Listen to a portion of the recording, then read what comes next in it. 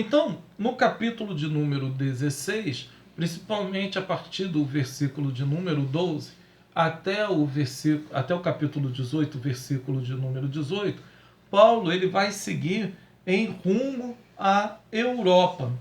Antes disso, Paulo ele começa, a passar por algumas cidades. Nós vamos ver no capítulo de número 16, do versículo 6 até o versículo de número 10, Paulo e seus companheiros viajavam pela região da Frígia e da Galácia, tendo sido impedidos pelo Espírito Santo de pregar a palavra na província da Ásia. Quando chegaram à fronteira da Mícia, tentaram entrar na Bitínia, mas o Espírito de Jesus o impediu. Então, contornaram a Mísia e desceram a Troade. Durante a noite, Paulo teve uma visão na qual um homem da Macedônia estava em pé e lhe suplicava: passe a Macedônia e ajude-nos. Depois que Paulo teve esta visão, preparamo-nos imediatamente para partir para a Macedônia, concluindo que Deus nos tinha chamado para lhes pregar o Evangelho. Por isso que muitos ligam esse Silas de cima com Lucas, que escreveu o livro de Atos e também o Evangelho de Jesus Cristo segundo a Lucas. Porque notas aqui que ele utiliza dizendo que nós então entendemos. Então esse escritor estava com Paulo e provavelmente então esse escritor era Silas.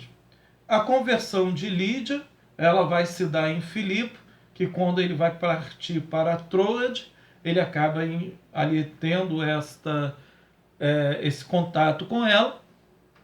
E a partir do versículo de número 12, ele começa a falar: dali partimos para Filipos, na Macedônia. Filipos leva o nome de Filipe, que era homenagem ao pai de Alexandre Magno. No mesmo capítulo, versículo 16, Paulo e Silas, ele vai ficar na prisão, que é onde acontece aquele terremoto e os alicerces da prisão acabam sendo abalados no capítulo 16, versículo 26. O carcereiro, ele fica apavorado com aquilo, porque a culpa da fuga iria recair sobre suas costas, e então ele e a sua família seriam mortos. Então, naquele momento, o que ele faz? Ele vai tirar a própria vida, para que, ao tirar a própria vida, a culpa não recaia sobre ele, porque ele ia entender, então, que os prisioneiros mataram ele para depois fugir. Mas, naquele instante, Paulo interrompe e diz que estava ali, E ele então, levou-os para fora e perguntou: senhores, o que devo fazer para ser salvo? Eles responderam: creia no Senhor Jesus e serão salvos você e a tua casa. Foi exatamente neste local que tem uma das pregações que são muito utilizadas como esperança, mas Paulo está falando aqui que ele e a casa dele não receberiam culpa, não seriam mortos naquele momento por aquele ato, porque Jesus o livraria disso. Já no capítulo de número 17, começamos o capítulo no versículo 1 até o versículo 9, Paulo em Tessalônica, Paulo em Tessalônica, ele começa a falar exatamente em uma sinagoga, como era natural a ele. Então, e ele recebe uma oposição muito grande nesse local. Por quê?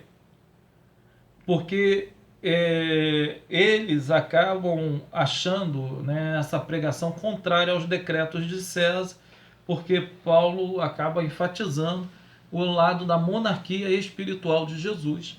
Eles enxergam que Jesus está falando, que Paulo está falando de um outro rei.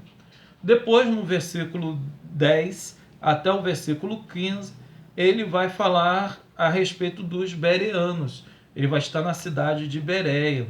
E é onde ele vai encontrar pessoas, né, que estão ali estudando a palavra para poder ver se as pregações de Paulo coincidiam com as profecias, literalmente. E é aqui que imediatamente os irmãos eles enviam Paulo para o litoral. E mais Silas e Timóteo, o jovem pastor, ele vai permanecer na Bereia. Os homens que foram com Paulo, eles vão levar eles até a Atenas. Atenas era uma cidade colossal. Todavia, Paulo, quando chega nessa cidade, ele já começa a ficar indignado ao ver a cidade que estava cheia de ídolos. E ele começa então a ir na sinagoga e disputar com os judeus.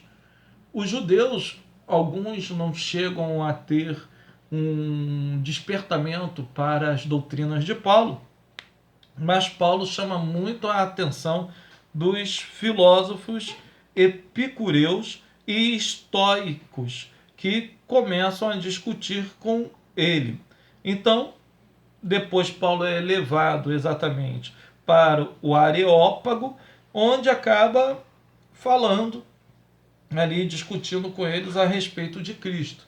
E é nessa cidade que tem no versículo de número 23 o altar ao Deus desconhecido, que é exatamente um preceito que é utilizado para a formulação do fator Melquisedeque, que é um fator da pregação missiológica também.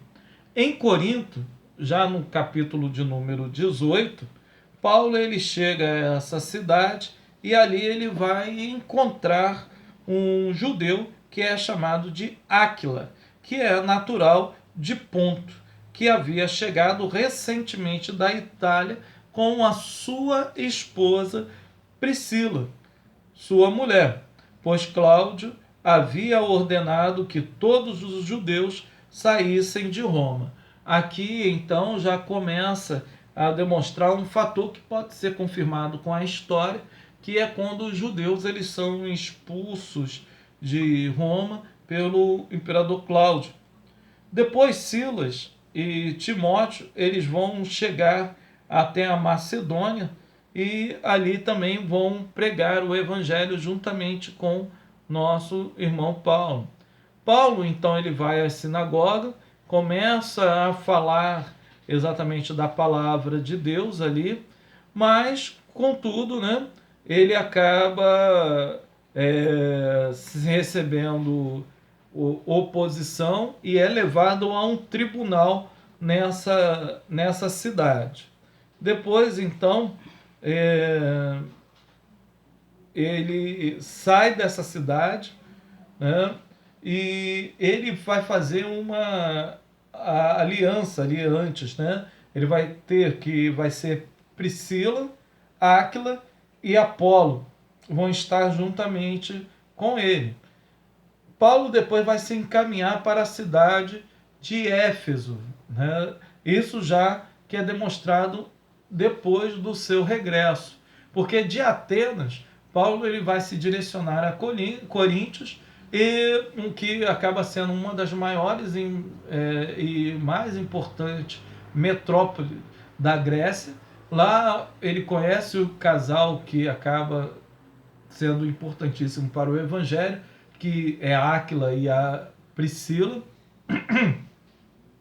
E nos sábados ele vai anunciar o evangelho para os judeus, que vai resultar na conversão de um outro cristão que nesse período é importante, que é Crispo, que é o principal da sinagoga judaica. A estadia de Paulo na cidade foi de 1 ano e 6 meses aproximadamente, Dali ele se despede e vai em direção a Éfeso, na província da Lídia, que passa por Cesareia e Jerusalém até chegar em Antioquia novamente. Vamos nos caminhar agora para o terceiro vídeo.